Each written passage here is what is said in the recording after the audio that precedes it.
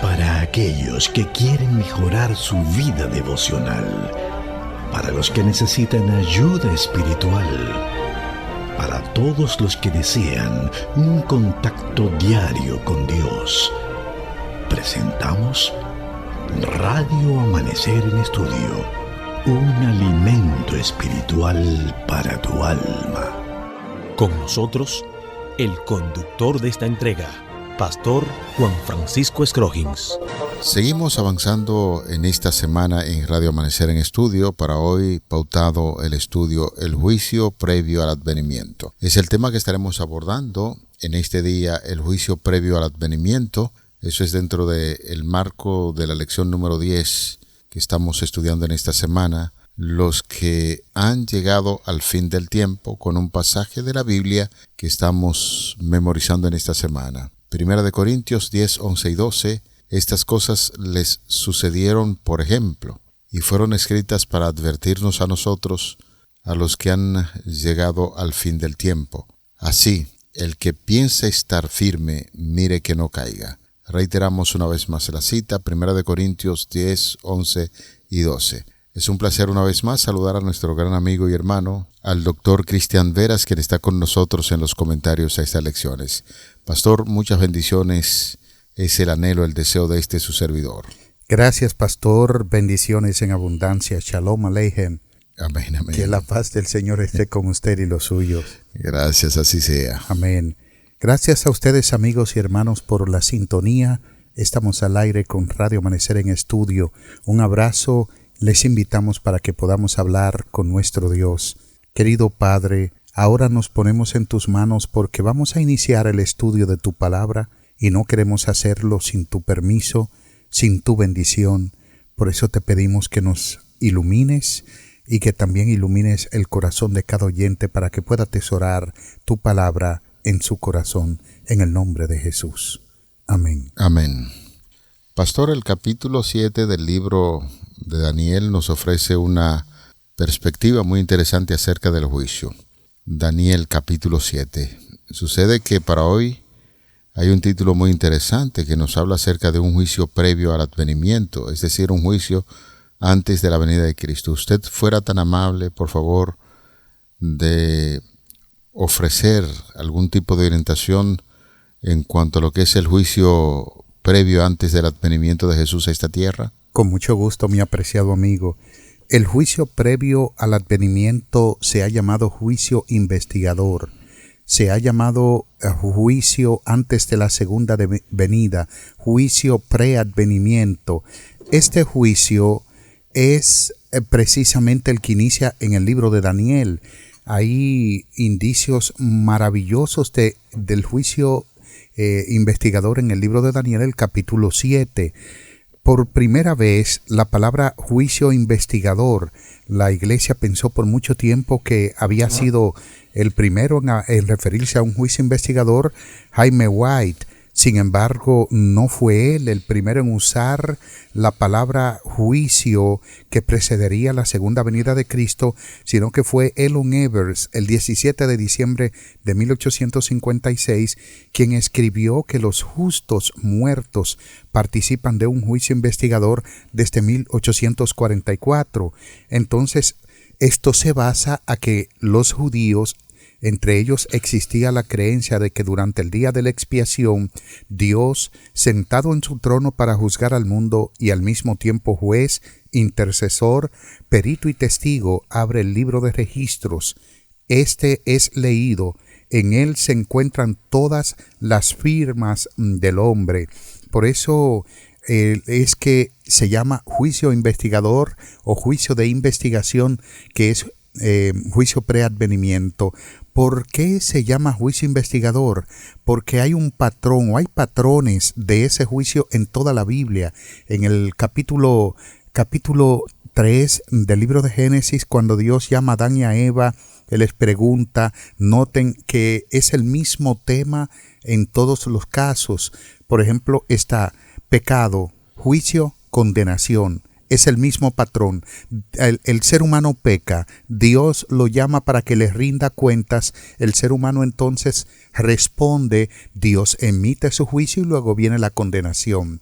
Sin embargo, en el juicio investigador o de investigación, Dios, evidentemente que en ninguna fase del juicio Dios está mirando alguna cosa minuciosamente para condenar al ser humano. Más bien, Dios está buscando elementos salvíficos en cada faceta del juicio para salvar. Es la grandeza divina. Pastor, mientras se le escuchaba con su explicación, surgen algunas inquietudes que son comunes entre las personas que quizás no se dedican a estudiar la palabra de Dios tan profunda y es algo normal. Sin embargo, la información que tenemos en sentido general es que Dios lo sabe todo. Es el ser que sabe todo desde el principio hasta el fin. El control de todo está en las manos de Dios, es omnisciente, omnipresente, todopoderoso. Son de las características de Dios. Y en este caso, algunas personas preguntarán, bueno, en un juicio, por ejemplo, terrenal, el juez que está ahí tiene que escuchar las evidencias, tiene que escuchar tanto al que acusa como al que defiende. Y entonces va observando ambas partes y dice, bueno, al final del proceso, usted es inocente o es culpable. Nosotros estamos hablando de un juicio. Usted hizo mención de juicio investigador y un sinnúmero de nombre que tiene ese juicio. Y la gran pregunta es, Dios no es como los jueces terrenales, que tienen que pasar por ese proceso de juicio para determinar si la gente es culpable o no. En este caso, alguien se preguntará, bueno, pero si Dios lo sabe todo, ¿por qué necesariamente tiene que haber un juicio antes de su venida? Muy buena pregunta, pastor, y mi respuesta para usted y para nuestros oyentes es de que el juicio de investigación o juicio investigador no existe con el propósito de informar a las inteligencias celestiales, porque como usted bien decía, Dios lo sabe todo, Él es omnisciente. Lo que el juicio existe para vindicar el carácter de Dios. Por eso que Isaías capítulo 45 dice, ante mí se doblará toda rodilla, dice el Señor, y toda lengua confesará que justos y verdaderos son los juicios de Dios. Los registros que se guardan en el juicio, repito, no son para informar a la inteligencia o las inteligencias celestiales, más bien existen para que nosotros nos demos cuenta, nos percatemos y que el carácter de Dios sea vindicado. Dios guarda cada registro de nuestra vida pasada, de nuestras acciones, sean buenas o malas, para que eso determine que Dios ha sido justo en su trato con la humanidad. En un momento determinado de su conversación, utilizó la expresión para vindicar a Dios o vindicar el carácter de Dios. Se supone que cuando una persona desea vindicar su carácter o su vida, es porque se la acusa de haber cometido algún tipo de error y entonces hay que vindicar el honor de una familia, el honor de alguien. En este caso, hablar de vindicar el carácter de Dios, a Dios, ¿ante quién y a qué se debe eso? Ante todo el universo, porque Satanás difamó el carácter de Dios. Dios es amor y su trato con la humanidad es justo y misericordioso. Sin embargo, Satanás culpó a Dios de tirano y dijo que su ley, la ley de Dios, el Señor había puesto una ley imposible de guardar y que la había puesto con el fin de que el hombre cayera para luego mostrar su amor y su misericordia y que el universo viera cuán grande es el amor de Dios. Es decir, Satanás está diciendo que los sufrimientos que hay hoy en el mundo fue porque Dios puso una ley imposible de guardar para que cuando el hombre cayera, así el universo pudiera ver su amor y su misericordia. Eso es una calumnia contra Dios, contra su carácter, porque en primer lugar Dios previó, hizo todo lo posible para que el ser humano no cayera, pero le concedió libre albedrío. Y una vez que cayó, su gracia divina alcanzó a la humanidad. Y entonces en su trato con la humanidad, que ha sido de justicia y misericordia, una mezcla, el Señor ha demostrado que no es un tirano, sino que es un Dios benévolo, un Dios de amor, un Dios que sufre cuando nosotros sufrimos y un Dios que espera que en el juicio nosotros seamos absueltos por la justicia de Cristo. Pero cuando hace mención de que seamos absueltos es precisamente porque se da el juicio. Quisiera compartir con los oyentes para reflexión de ello y luego voy a abordarlo con una pregunta precisamente sobre el juicio.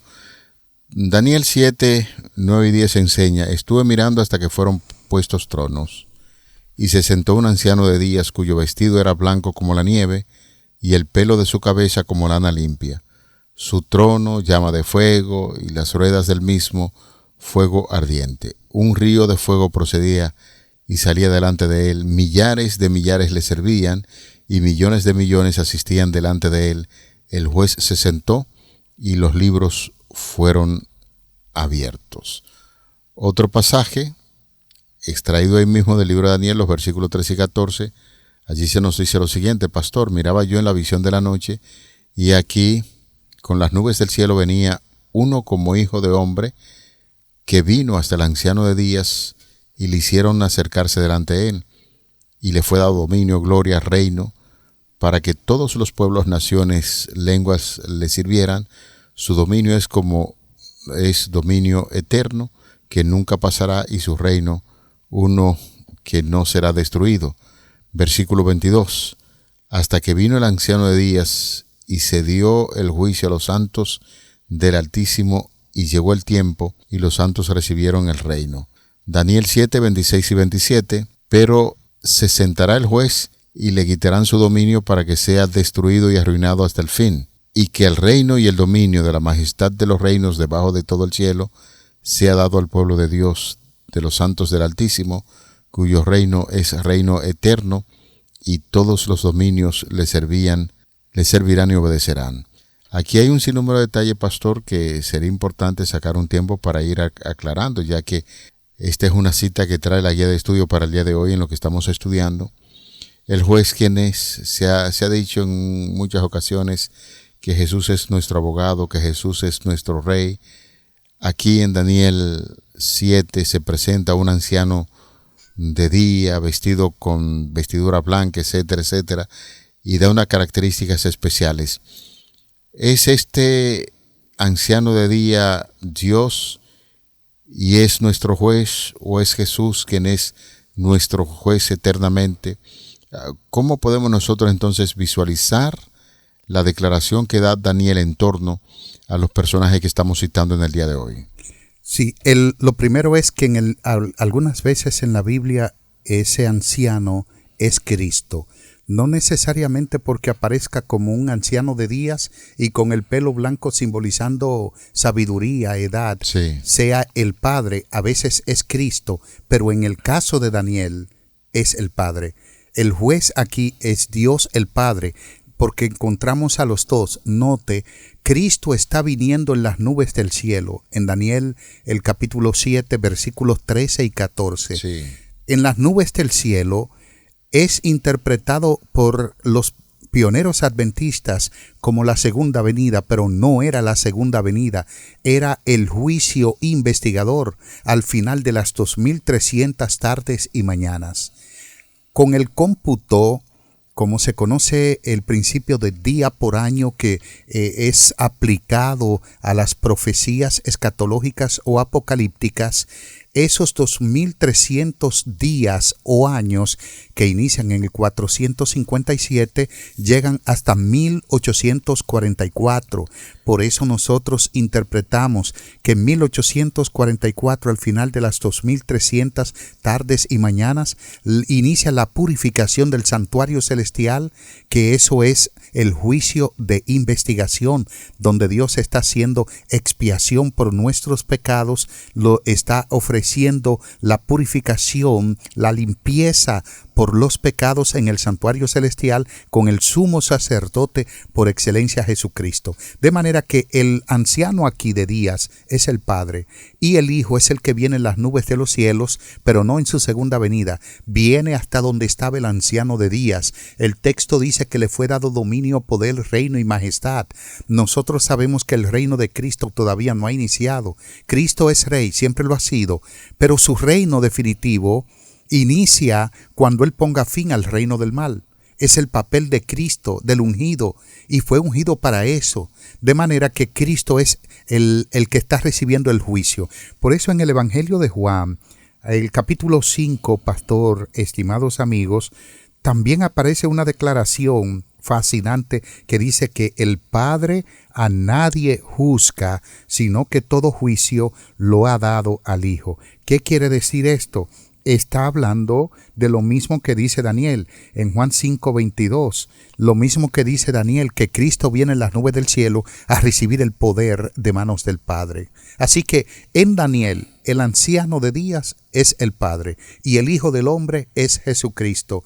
Y Cristo recibe el reino, el poder y la majestad. Está recibiendo el juicio. Quien juzga tiene poder, tiene la justicia, tiene el juicio en sus manos, y eso es lo que Juan presenta, que el Padre hace con Cristo, le entrega el juicio, de manera que hoy Cristo es nuestro abogado, pero mañana podrá ser nuestro juez. El juicio del cual estamos hablando en el día de hoy, ¿es un juicio futuro o es un juicio presente? ¿Cómo funciona esto del juicio? ¿Es para juzgar a los santos, a los hijos de Dios? Porque el juicio se da en los hijos de Dios para beneficiarle, como hemos estudiado en el día de hoy. Incluso cuando uno revisa Eclesiastés 12:14, asegura que Dios traerá toda obra a juicio, y Pablo lo presenta, nos recuerda que todo hemos de comparecer ante el tribunal de Cristo. ¿Es presente? ¿Es futuro? ¿Cómo se produce este juicio? Pienso de manera muy particular, pastor, que las preguntas que estás haciendo son estudios, porque ya hemos avanzado. Dijimos que el juicio investigador inicia en 1844 con el cambio del lugar santo al lugar santísimo. Eso está basado en la economía, en el santuario de la economía judía, donde el sumo sacerdote oficiaba cada día en el lugar santo, pero en el santísimo él lo hacía un día al año. Digo un día porque posiblemente no entraba una sola vez, sino es posible que 2 o 3 veces durante el mismo día, pero solo ese día, el sumo sacerdote entraba en el lugar santísimo.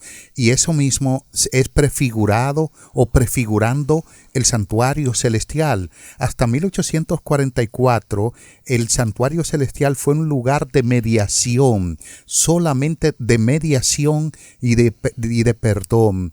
Por eso es que en Apocalipsis capítulo 1, cuando Juan tiene la visión, la teofanía, en el capítulo 1 que Cristo se le aparece, él le dice que él le presenta una visión de un sumo sacerdote con una ropa hasta los pies, que sin duda es Cristo en su función sacerdotal, pero eso estaba entre los candelabros. Los candelabros o el candelabro estaba en el lugar santísimo. El contexto de la visión inicial de Apocalipsis 1 a Juan es para Cristo mostrarle al profeta que él no ha venido todavía, porque Juan estaba meditando en esto en Patmos, y Cristo le dice: yo no he venido porque mi ministerio sumo sacerdotal no ha concluido, está en la primera fase. Es el lugar santo. Y luego, a partir de 1844, entonces inicia el juicio de investigación en el lugar santísimo, donde nuestros pecados son transferidos simbólicamente para la purificación o limpieza. De manera, pastor, que respondiendo a su pregunta, todavía Cristo está en el lugar santísimo. ¿Cómo lo sabemos? Porque en la perspectiva del juicio, en Apocalipsis capítulo 22, dice: consumado es, o hecho está. ¿Qué quiere decir esto? Se terminó. Notemos que esa palabra fue dicha por Jesús también en la cruz. Hecho es, o consumado es. Es decir, ya todo está completado. Aquí en Apocalipsis 22, ocurre lo mismo. Ya todo está completado. ¿Qué cosa? Terminó el juicio de investigación o juicio investigador e inmediatamente inician las 7 postreras plagas, el tiempo de angustia. Inicia la última fase de juicio y redención de Cristo antes de su segunda venida. Perfecto, muchísimas gracias. De nada. Hay un detalle muy importante sobre los pasajes de la Biblia que hace un momentito estuvimos presentando, Daniel 7, y que la guía de estudio aborda con una pregunta muy interesante. El veredicto emitido al final del proceso va a favor de los santos, de los justos. Eso queda establecido. Ahora bien, es importante destacar que hay un aspecto muy importante en torno a lo que tiene que ver con el plan de redención o de salvación. Pastor, es una idea muy importante que al estudiar en la palabra de Dios nosotros podemos darnos cuenta, y ya cuando le hacía la pregunta al principio sobre si Dios sabe o no sobre el proceso, pues usted dio una declaración muy importante que nos ayudó a entender precisamente esto, y hay que enfatizar eso. Dios no necesita de registros para saber quién se salvará o quién se perderá. Ya eso lo hemos establecido, pero sí los ángeles, que han estado examinando el plan de salvación todo el tiempo. Esto es una realidad cuando nosotros leemos, por ejemplo, 1 de Pedro 1:12. A estos se les reveló que no para sí mismos, sino para nosotros, administraban las cosas que ahora os son anunciadas por los que han predicado el Evangelio por el Espíritu Santo, enviado del cielo, cosas de las cuales anhelan mirar los ángeles. Y aquí, por ejemplo, el autor de la guía de estudio deduce esa declaración para favorecer en torno al conocimiento de los ángeles por qué se da ese juicio y por qué están los registros que naturalmente tienen preguntas. Ellos fueron testigos de la rebelión de Satanás, vieron a 1/3 de sus compañeros expulsados del cielo. Por lo tanto, necesitan saber los resultados de ese juicio conforme a lo que dice Apocalipsis 12, 4 y 9. Y ahora Dios nos trae ante Él. Dios abre los libros y permite que los santos vean lo que hay en ellos. Y siempre hemos dicho que el asunto del juicio es mayormente para favorecer a los hijos de Dios, a los santos, porque los que no creyeron ya hace tiempo que fueron condenados. Así es. Muy importante el comentario que hacías, pastor, en la historia de la destrucción de Sodoma.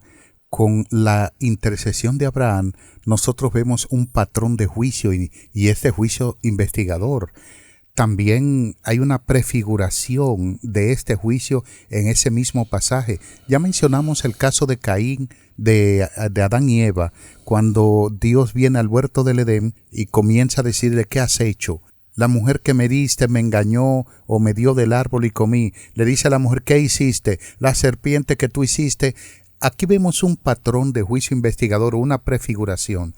Luego, en el caso de Sodoma y Gomorra, vemos también una prefiguración de ese juicio, porque lógicamente que cuando Dios dice que el clamor de Sodoma ha subido hasta él, hay una investigación de cómo se encontraba la ciudad y su deterioro moral.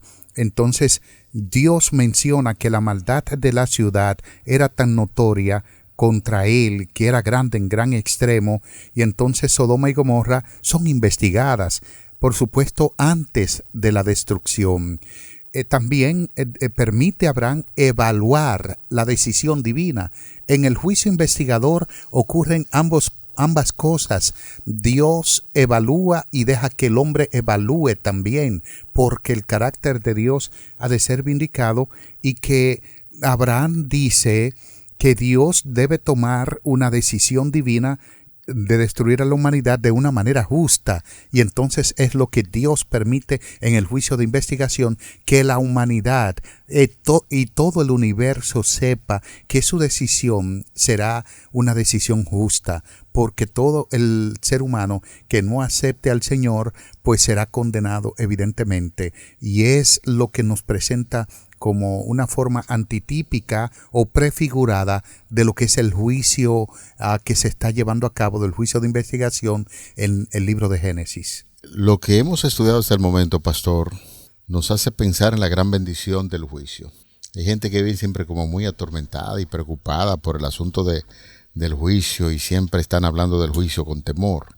Pero hemos aprendido en el día de hoy que debemos darle la bienvenida al juicio investigador, al proceso de juicio que se está pasando sobre el nombre de los santos. En este caso, el de usted y el de nosotros, apreciados amigos.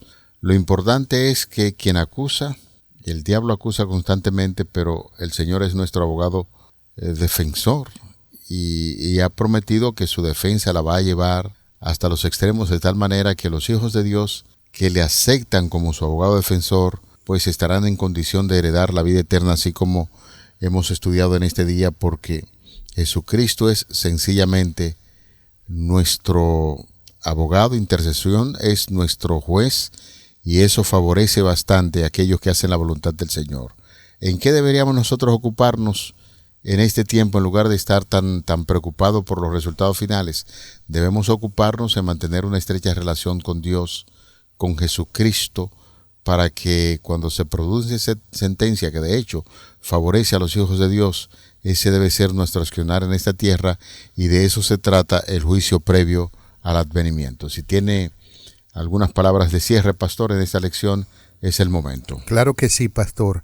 Solo decir que el juicio es una buena noticia. Eso es cierto. Nosotros solemos tener una idea de muerte, temor, pavor, condenación en el juicio, y quisiéramos que desmontemos esa idea, porque el juicio es una buena noticia. El salmista los salmistas en los Salmos 7, 8, en el Salmo 26.1, 35.24 y 43.1, se piensa que es el mismo David quien está diciendo en todo tiempo, pidiéndole a Dios que lo juzgue, dice: júzgame, oh Dios, conforme a tu justicia, porque el juicio, repetimos, es buena noticia para nosotros. Amén. Señor, oramos a ti en esta hora agradeciendo por el estudio de tu palabra. Permite que el Espíritu Santo siempre esté listo para darnos el mensaje que tanto necesitamos en esta tierra, y que podamos seguir adelante reconociendo que Jesucristo es nuestro abogado defensor. Amén. Esperamos tus bondades se manifiesten en este día, y especialmente que lo aprendido en el día de hoy pueda ser puesto en obra y práctica, reconociendo que tú eres un bondadoso amante, abogado defensor que siempre estará dispuesto a llevar nuestra causa. Favores que pedimos en el nombre de Jesús. Amén. Para aquellos que quieren mejorar su vida devocional, para los que necesitan ayuda espiritual, para todos los que desean un contacto diario con Dios, hemos presentado Radio Amanecer en Estudio, un alimento espiritual para tu alma.